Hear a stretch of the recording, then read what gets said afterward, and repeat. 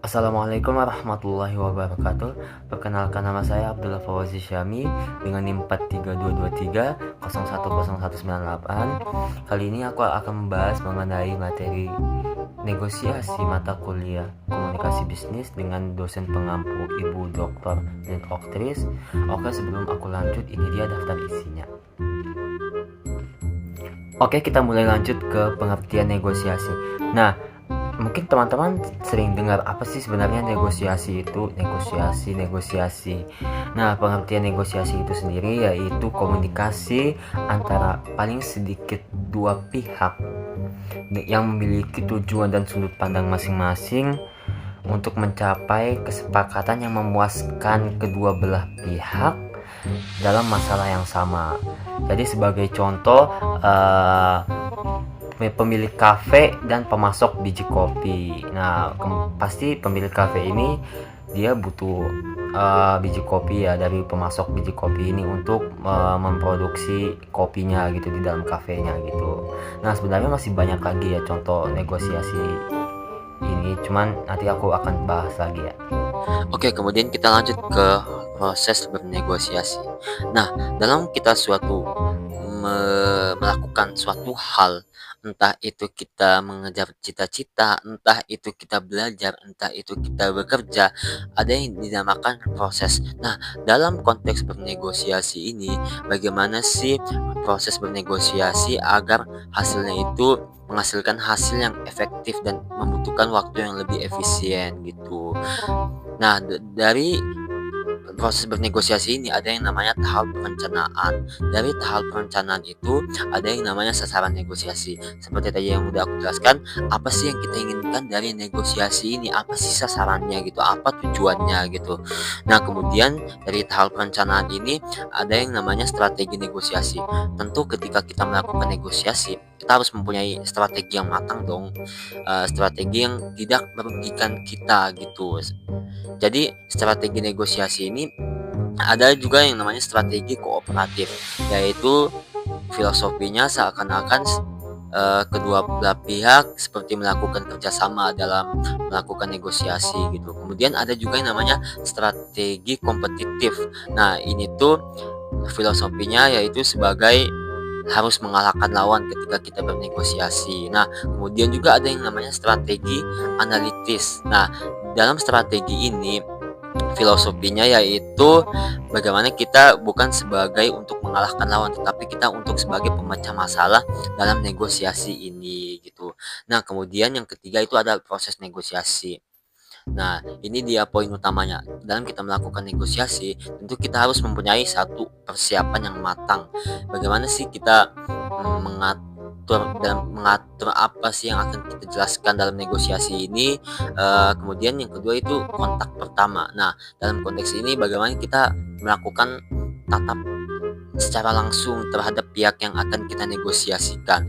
Tapi mungkin dalam konteks teknologi, mungkin kita sudah bisa menggunakan teknologi ya teman-teman, seperti kita dalam via Google Meet atau Zoom yang kayak gitu dalam bernegosiasi, atau bahkan bisa juga dalam hanya sekedar chatan di dalam WA gitu.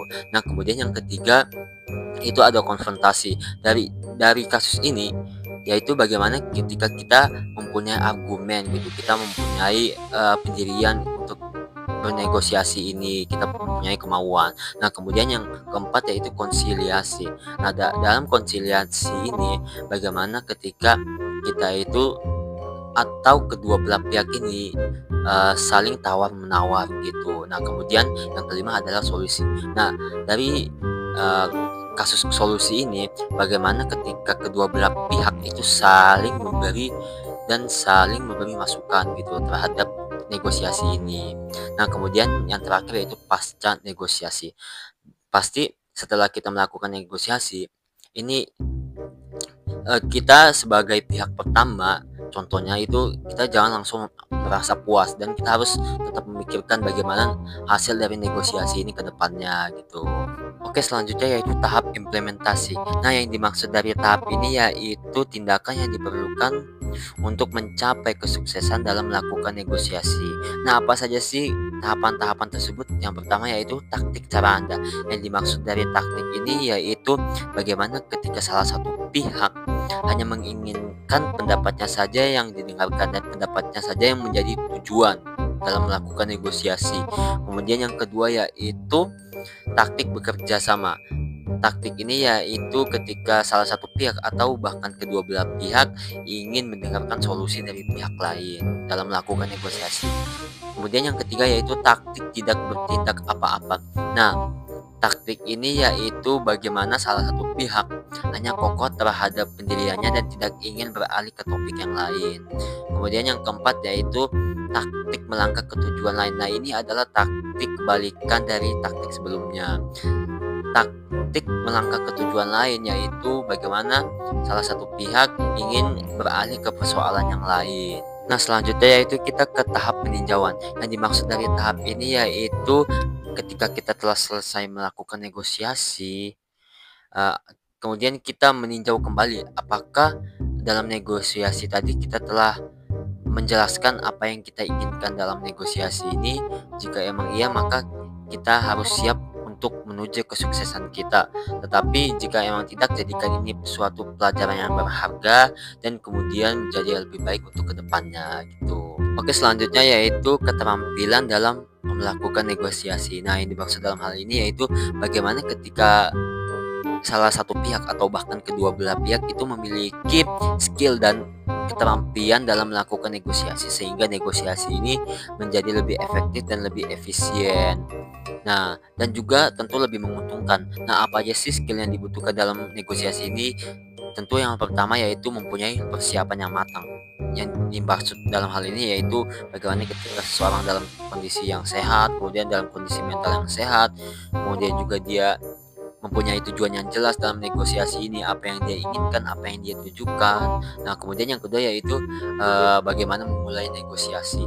Dalam hal ini yaitu ketika memulai negosiasi, tentu balik lagi salah satu pihak, kedua belah pihak juga pasti mempunyai apa yang mereka inginkan dalam negosiasi ini, dan juga sebelum memulai negosiasi mungkin bisa memilih tempat yang tepat untuk melakukan diskusi negosiasi ini. Nah, kemudian yang ketiga yaitu mempunyai strategi dan teknik. Nah, mungkin dari salah satu pihak mempunyai kemampuan khusus dalam melakukan metode strategi dan teknik ini.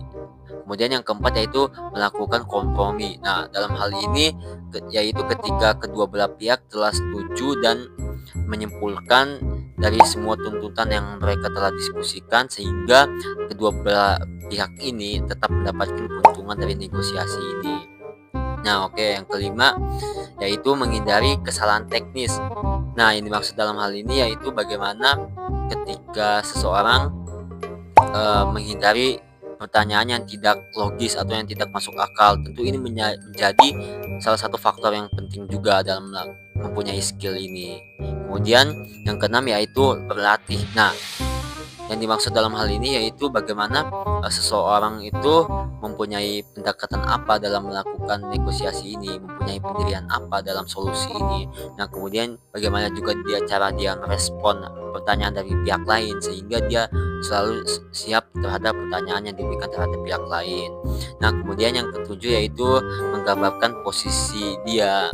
Nah, yang dimaksud dalam hal ini yaitu menjelaskan apa, bagaimana, di mana, kapan, dan mengapa diskusi negosiasi ini dilakukan, dan balik lagi mempunyai tujuan yang jelas gitu.